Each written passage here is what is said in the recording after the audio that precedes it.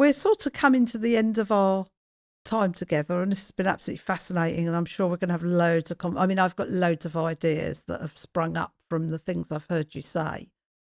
And this series is called Justice Redesigned, and it was, I'm intended it to talk to people who are actually doing stuff on the ground rather than the politicians and the policymakers.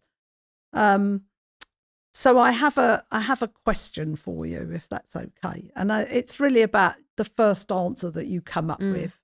And that is, if I were to give you the keys to the Ministry of Justice today, and you could make one change immediately, what change would you make? It's so difficult to make it only one, isn't it? I know. Do you know, you can cheat and make two. Well, I'm going to cheat slightly. I'm sure this slightly is a cheat.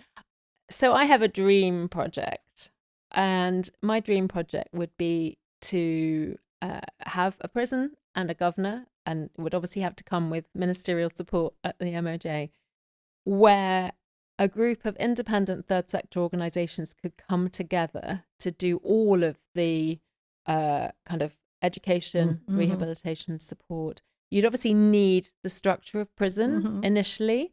So you would need officers, you'd need healthcare providers.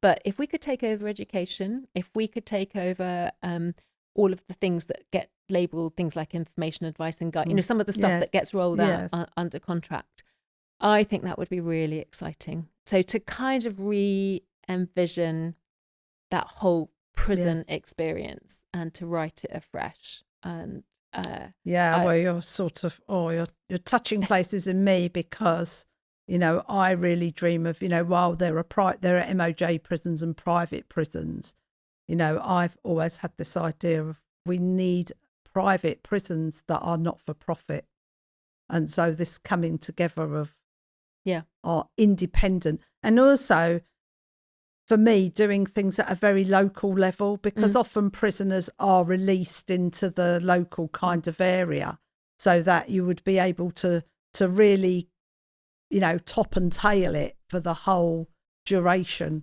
rather than a very fragmented kind of national program. Exactly.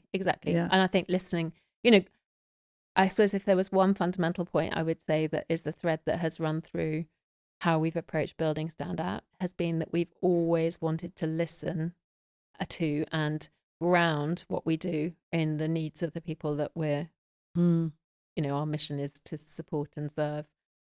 And that's the key, I think. Yeah, well, and coming at that from a slightly different angle, I have always said and proven that the people who society deem are the problem or are causing the problem, they know the answers. They know the answers.